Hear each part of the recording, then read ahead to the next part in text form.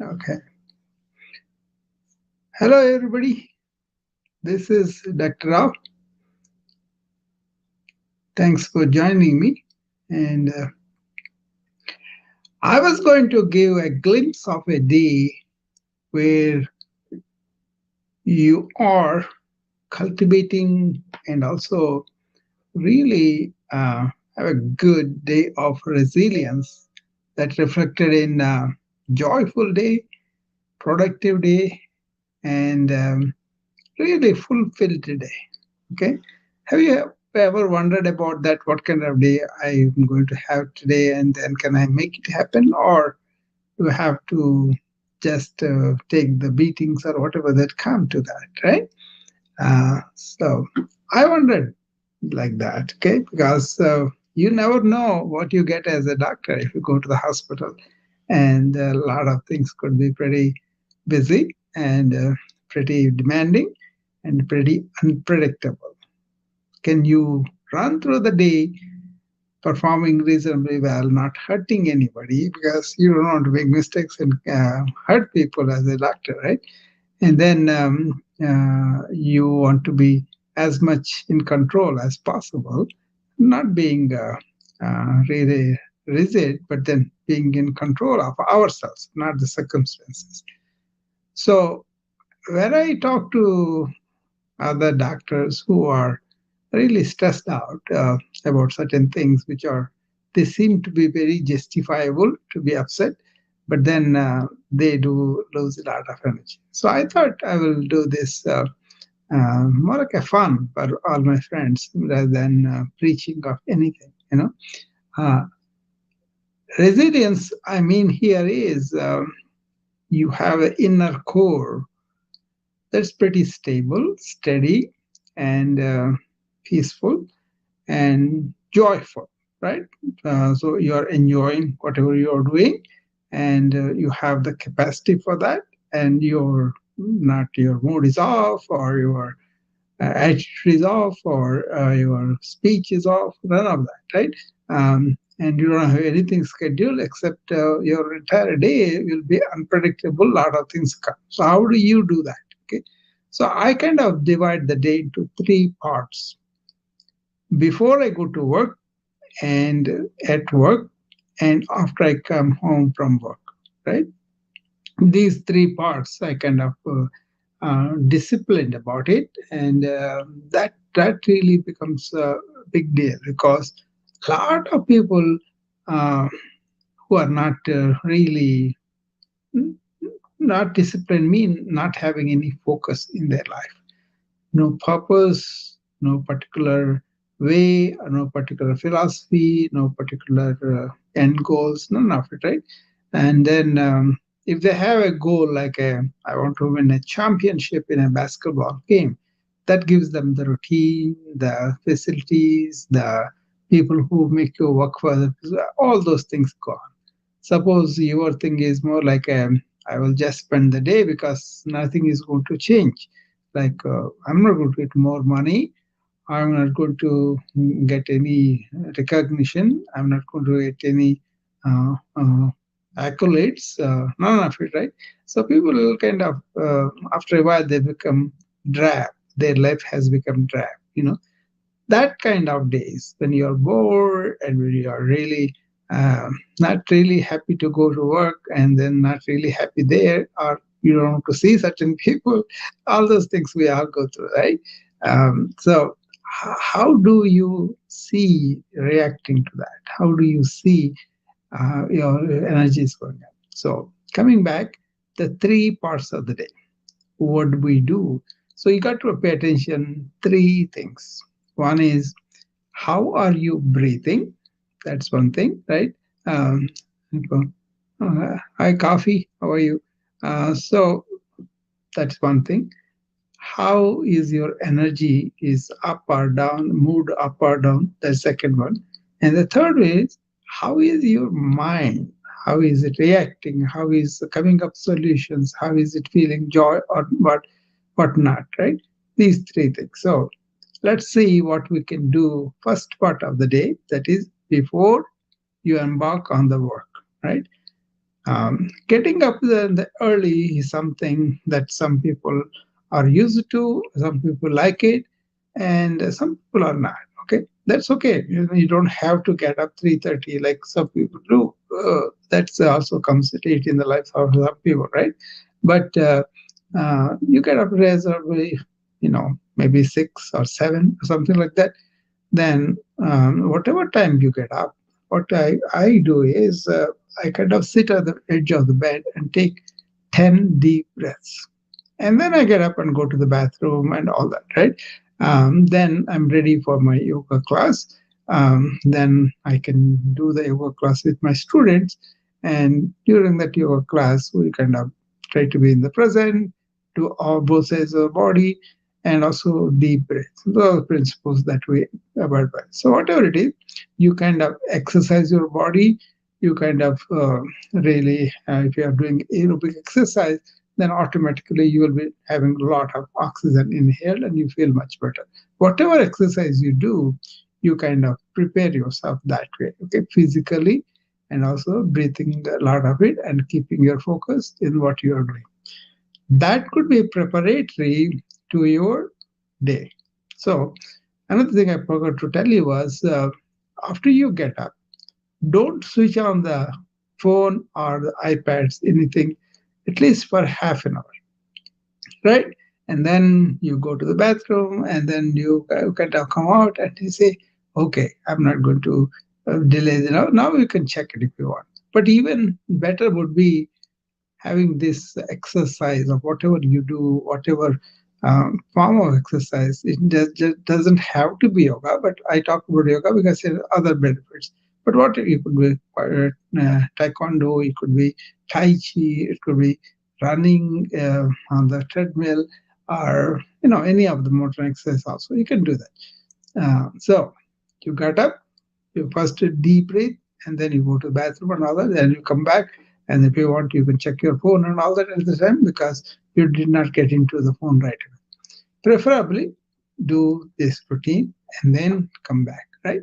Uh, then you are going to evaluate your day, what's coming up, what the schedules like, what are the meetings like, what are all those things. And for the emails, only pay attention to the emails that you want to open, that are related to your work. Okay. It's a good rule to say 3 rules I'm going to accomplish today. Three, it could be just going to work and do the work, what you're doing. And then don't have to get angry with anybody. Or I'm going to smile at everybody that I see. Something like that. 3 things that you would be doing through the day, right? And then you go to work. What do you do at the work? That is the key part of the keeping our inner resilience. When you're working out, when you're trying to keep healthy and all that in the morning, that's all fine. But then you don't have anybody disturbing you or posing a challenge or negative comments to you or arguments with you. See all those encounters that normally everybody goes through. Even I could be any doctor also. We have a lot of people come and question us. A lot of people demand things from us, which is okay because they are in that state. We can okay, they can work. So it's part of the job for us. But still, some people react very negatively, and then they get angry, they get cursing, all those things, right? So what it is whatever reaction is you are having within you. You get angry, that's an angry reaction that you have for the opposite person, but the reaction is happening to you. The person who received the anger may get hurt, may feel bad, or may shout back at you, whatever. But essentially, what is happening in your body is your reaction, and that hurts you physically, mentally. So be aware of that. So taking a step back and watching whatever is happening. Don't deny it, don't indulge in it. Just pay attention to it. Okay. Then what happens is you will not have an emotional reaction that's going to deplete your energy. That's the main thing, right? So, and then through the day, what you want to do is you want to take deep breaths at least 1 minute every 1 hour, as much as possible. So that kind of steadiness coming back, presence coming back, will work for us very well for a lot of people, right? So that's what I recommend to everybody in this modern age when you are dealing with all the information and all. And middle of the day, either before or after you have the lunch, if you have a few minutes break, find a park near you or some trees around you, go there and spend some time with the nature. Don't take the pen for even if your phone, shut it off, and then spend some time away from the information age. Okay, a lot of people continue that. It's not really good idea. And then when you come back to work again, finish it off in the same way.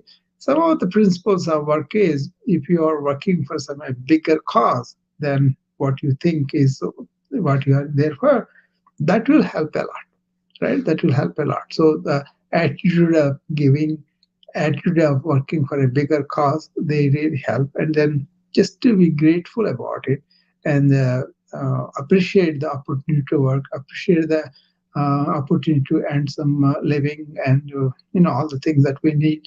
Or if you have money, you can give to other people too. Whatever it is, be grateful to the opportunity of working. That kind of positive frame of mind where you are giving, you are grateful, you are appreciating other things and all that, that will really help you. So it's kind of positive mental attitude, right? And after you are all done, make sure you are leaving having understood what is coming up for tomorrow, what would be important. Get ready for that now in your mind and have those things fixed. So if you need a paper to be done or a document to be given to a meeting, prepare for that like that. So what you could start coming tomorrow, you could initiate it now or complete it so that it is ready when you come to the work tomorrow. If it is steady like that, okay.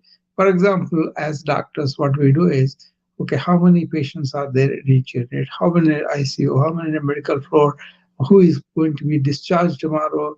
What can I be ready for the discharge? Who is going to be going to the OR operation theater for having a surgery? What is the clearance I have to go as a medical person? That kind of thing, right? Something may happen during the night. Some may be discharged, some may be going against medical advice to home, or some may be going much sicker. All those things will happen, right?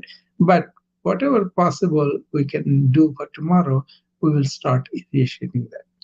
And now, second phase is done. First phase is before work. You got prepared, both your physically, mentally, and also self-care and all that. And during the work, you maintain attitude, you maintain your own reactions better, and then you take deep breaths, go and take a forest breathing and all that. And then in the evening, if you come home, uh, spend some time with the family, talk about something else apart from the work, if possible. And then what you need to do is spend some time with yourself to unwind from the day, from the world, from the information age and all. How do you do that is you kind of indulge in something completely different from the information age. Play music, go and play a game, or spend time playing with children. Very, very little children, you can play with them. Or pets, something that is alive other than the work. Okay, have a nice conversation with your wife. Have a something board games or something if you have time. So whatever you do, just do it with the hands, do it with the body that you can do, right? And then lie down in the bed at least 1.5 hours before you go to sleep, and now unwind the body and also the mind. So how do you unwind the body is called progressive relaxation. From toe to head, you want to contract and relax with breathing. So as you contract the toes, breathe in. As you open them up, breathe out. Knee going up and down, breathe in and breathe out. like that knee going up and down. Be focused on it. And you do all the giants all the way to the head, right? And that is progressive, preferably lying down on a firm table or on the floor if you are used to it. Firm table would be fine, or firm mattress, Then you do that. Uh, don't think anything else, just focus on what you're doing. And then you kind of do some kind of meditation where you can unwind and identify all the negativities and wipe them off. So this is the routine I usually tell people, and for me it's automatic. Okay, but then I that's some things work for some people, something maybe have to be modified. Okay, now what is this resilience we're talking about? We are talking about resilient in the sense that we are basically kind of joyful, happy attitude to whatever we are doing, whether it is positive or negative, and feel that feeling of joy all through the day. Okay. And then you are not having any pain because you don't have any illness. You are not having any mental reactions because you're well adjusted. You are pumped and do stuff because you are motivated by the higher goals of the institute or the department, something other than you, right? Those kind of things will help a lot. Generally, if you are reasonable health and your mental mind status is happy in the circumstances everywhere, and you are steady in your body, mind, and speech, you will feel that webbing of joy. Joy is not just going to be there just because we are miserable about our life and then something comes up, you feel happy, or somebody jokes, you feel happy. Not that, but this sense of inside joy that comes through. Okay, then you're happy to be at the work or not at work. You're happy with the people or not with the people. You are happy to interact with the different kinds of people, different situations, and all that. But basically, having this kind of mental stability, non-reactive nature, and comfortable about doing any stuff with our body because we are not carrying a lot of weight when you are having heart failure, right? Like that. So nothing really serious going on. Then when we're enjoying it, it's like we're in a frantic mode, frowning and cursing and all that. Those kind of things are going to sap your energy. Okay, and spend a day of giving and see how you feel. Okay. For me, this partner is like that. I come here to just to talk to you and give maybe a couple of pointers that may help somebody. Even if one pointer that I give that helps one person, I have given, right? I'm very happy with that. I know this happens because a lot of feedbacks come later on to me because I might have forgotten about this topic, but they talk about that and say, "Oh, I lost weight because you told me that," or "I was having a lot of weakness, but fatigue is gone because I'm doing the deep breathing." Something like that they will say. So is what's my investment? Come here and present this. Only few people come because I don't send invitations and all. Just come and talk. Everybody knows I'm coming out these days 6 o'clock. I don't know how it is going to be if my work schedule changes and all that. But now it's okay. Okay. Um, I'm developing this. I actually I did. I completed it. It's a e-book. I kind of published it. It's about physician burnout and resilience, and that's where this resilience came. But I have different set of things for the doctors apart from what I told you. Right. So this is like a just what I kind of have a day. This has become very rare for a lot of people to have such kind of days all the time because they may have a mind made up of this is the way my life should be, this is what I am, this is my egotistic self, and because I'm like this I should be having a good day like that.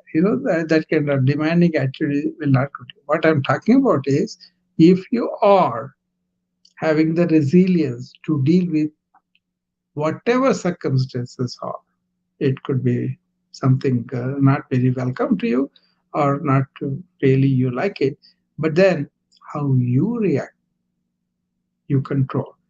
just by preparing your mind and body in the morning and maintaining that presence and all that through the day, and doing some breathing, doing some forest breathing, having an attitude of giving, all that helps it during the work. And when you come home, again, you review all those reactions and see how often you fell out of the wagon, and then correct them, right? And then remove them from your mind and body, all those things. And then when you go to bed positive.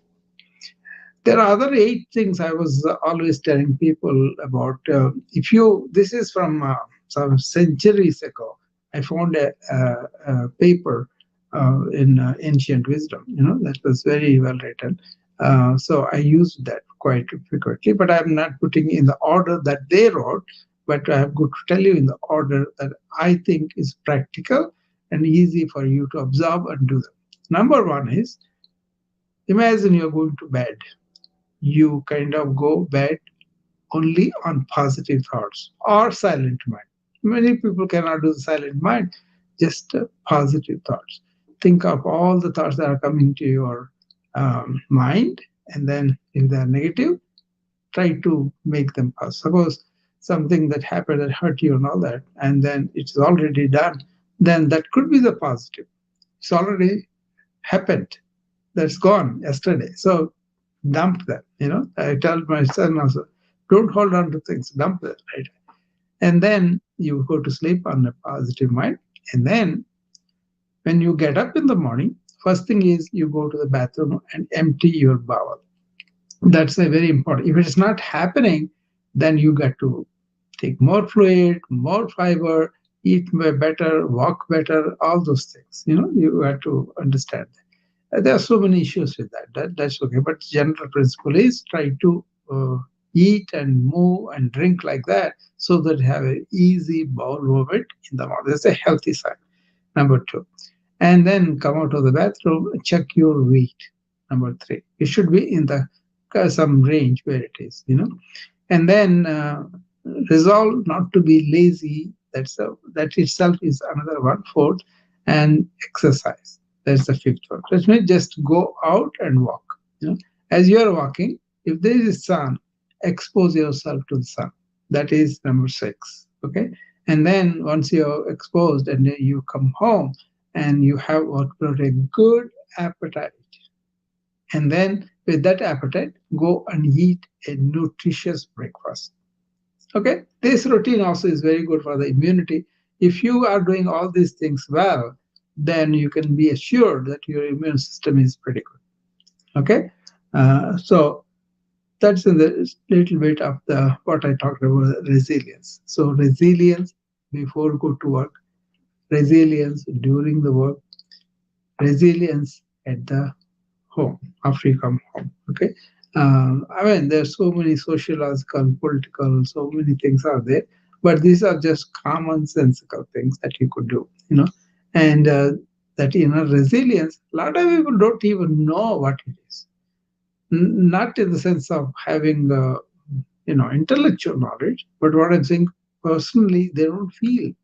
They're not happy with so many things. They're unhappy. They're striving for something, and that doesn't happen. Then they get depressed, and so much they expect, so little is given at workspaces. So many things happen, right? People have this discrimination. They treat you differently based on the color or country or whatever. So all those things happen, right? Hi, Alka. So if you can really understand what resilience means and strive for it for a day or two, then you can work for it in your life by doing all the things I told you. So that is a not very often we see many people are resilient and able to fight the minor illnesses or discover illnesses before they become sick, and all those things. They're there, but there's so much is happening. That's why I kind of always talk about inner resilience that you could, you could develop, you could work towards it.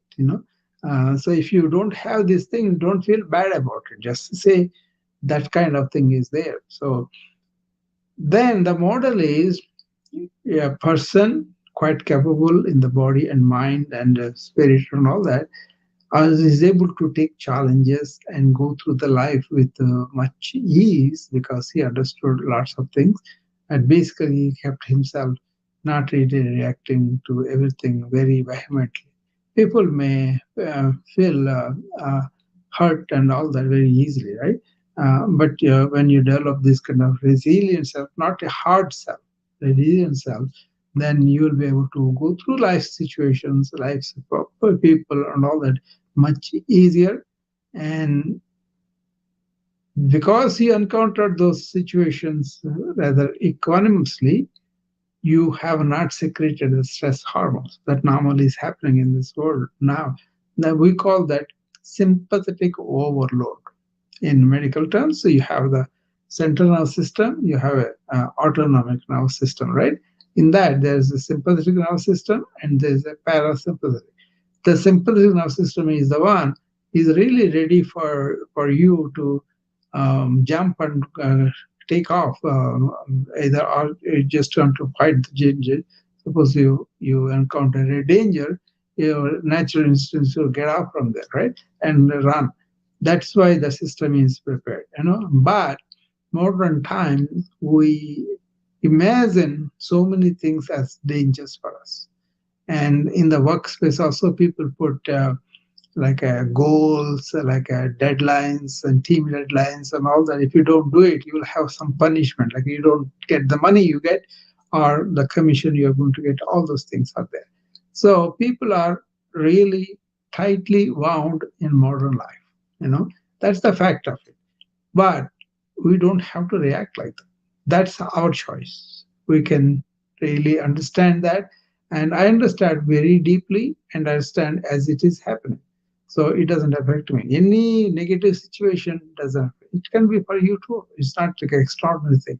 It's just understanding what is life, how we are reacting, how we can really understand the direction that's not good. See, any educated person will not get angry just like that, right? So just understanding that, observing anger when it is happening. Usually people are carried away by the anger, they go on short, they go on get short on that.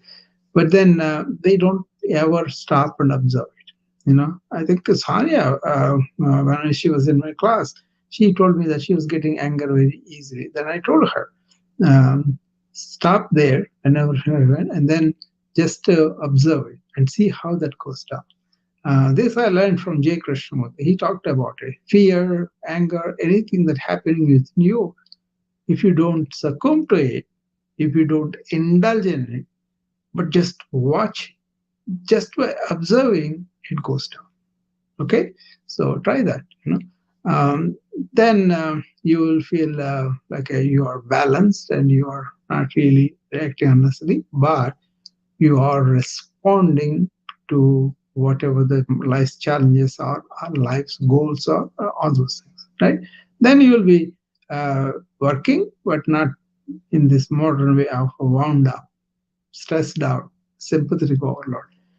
Breathing is a parasympathetic stimulator, so that way it is an antidote for the sympathetic overload. That's why I insist so much on that. Okay.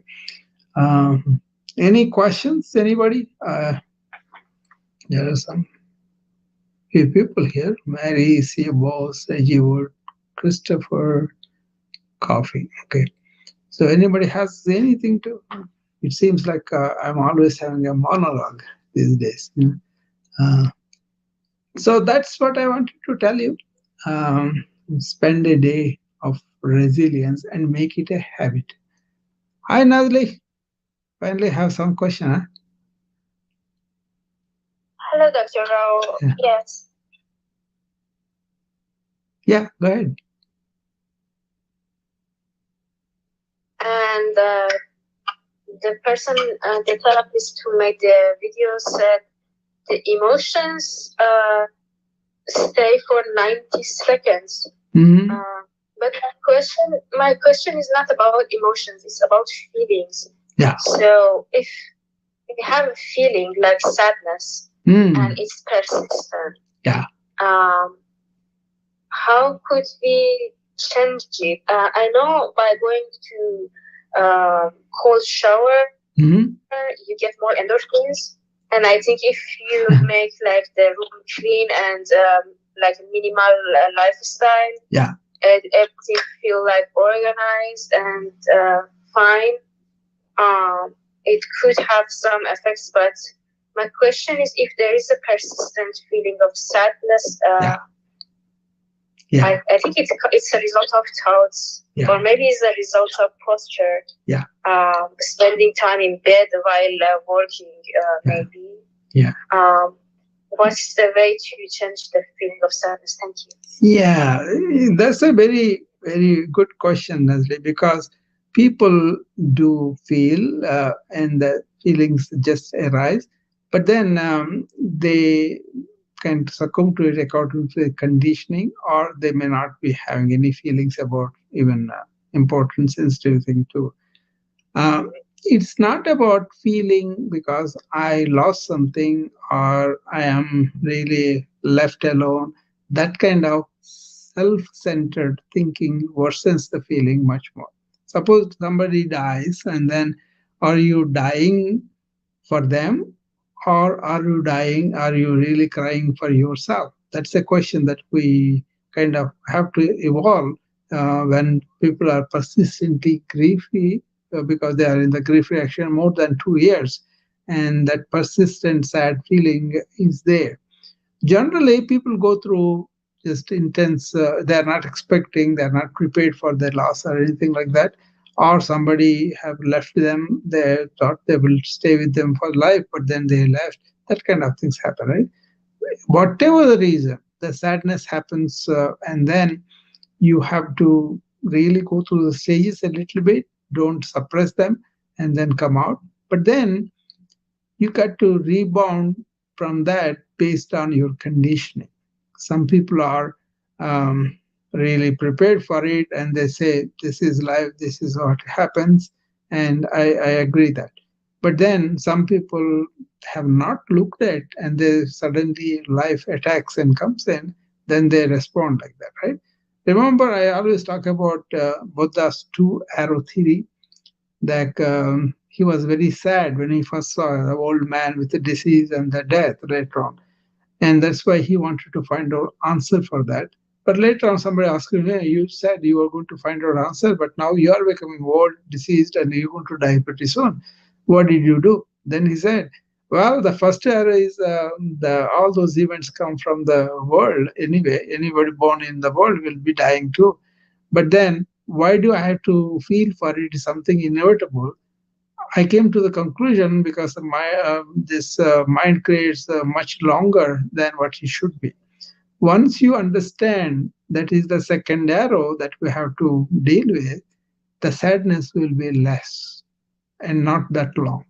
But if you think that sadness is the only real thing, nothing else is there, then it will continue. So it all depends on your mental attitude and how much education you have about these matters and what is your understanding. More than knowledge, understanding. You know, like this is a age-old question. What is life? Why do we have so much sadness? Why do you have actually what you put that question, Nazli, is not like a hypothetical. It is a really, people really feel sad, and also really sometimes uh, they exaggerate it, but they say their hair grows gray in a night because so intensely they suffer. So that intensity of suffering depends upon how much you have looked at the suffering before and what is your understanding of suffering. Do animals suffer like we do, or do only humans suffer? That's also a discussion. But basically, the longer you are attached to things, the more the suffering will be for that, right? That is very common with people. So philosophically, spiritually, they talked about this and they described a quality called vairagya. Vairagya means detachment. So we are so attached to our children, and then they grow up and they form their own lives and they go, and we don't let them go, and we still want them to be children attached to that. That's not natural. That breeds problems for the parents, and also the kids also feel the psychological pressure on them. So understanding the life structure of kids growing and making their own life and going is much easier for the parents to accept them, that they are not anymore part of their life. Otherwise they will feel intensely sad and lonely because they are missing. At that time, if that person changes his perspective, my children are grown up, but there are so many other children that I could show my love and affection and give them some education or some wisdom. That used to be the case in common families, all the joint families they used to call. All generations live together. But now it's a nuclear family. So this thing is happening quite often. People are going away from their neighborhoods and all that. So people are missing them too. So how intensely you feel the sadness depends upon your understanding of life. Make sense? Yes, it seems like we choose, and so like the empathy and Yeah. attachments at a point it becomes a choice. Yeah. I It, really it don't is. understand it because like if someone um is a psychopath, Yeah. we we are against it, but we do this to ourselves intentionally. Yeah. Psychopath actually enjoys somebody else's suffering. If somebody suffers, he enjoys very lot. Empathy is something like we feel other people's pain. We kind of know about it, we can understand, we kind of feel, okay, this person must be feeling because of the situation. But what I'm talking about is how can you reduce the intensity of sadness when that is persistent? That's the question, right, that you put in. There the awareness comes in. Otherwise, it will continue round and round and round. But the moment you are aware of all this, because you have seen this in so many people, then it becomes much easier. I am more of a joyful nature, but somebody dies and they come to me. I don't go and smile at them and all that. I do empathize with them. I know the pain and missing out and all that. So I just by me keeping there and just be by the side and maybe put my hand on their shoulder and just allow them to cry and all that really helps them a lot. So it is how you are feeling for them is the cure. You don't have to say Thank you so anything. Yeah. thank you. Yeah, you don't have to say so much, but you just be like that, and that intensity of pain will go down. Not denying it, not indulging in it, but observing it. You know, good question, Ashley. Very good question. Very common. Very I common. wish you a very good, yeah, I wish you a nice start and a very good year. Oh yeah, sure, sure. I will have the same thing anyway. So, anybody else wants to come up and Alka? It must be night for her. Okay, 12:30 probably there. Okay. Already, if everybody happy with what we talked about. Sorry, it's evening, definitely 12:30. You okay? Yeah. I'm enjoying the half the way. I was I had a good day, very busy day today, and then I thought I'd come at least for 30, 40 minutes here. So No, I think I listened to 10 minutes of inner resilience, yes. yeah. Sometimes we don't know how much resilience we are. Yeah. Now I gave a structure today. Alka, Yeah. you go and listen to it from the beginning. I gave a structure and specific things anybody can do to improve their inner resilience. Okay. Oh, definitely. I'll listen to it tomorrow morning. Yeah. Thank you.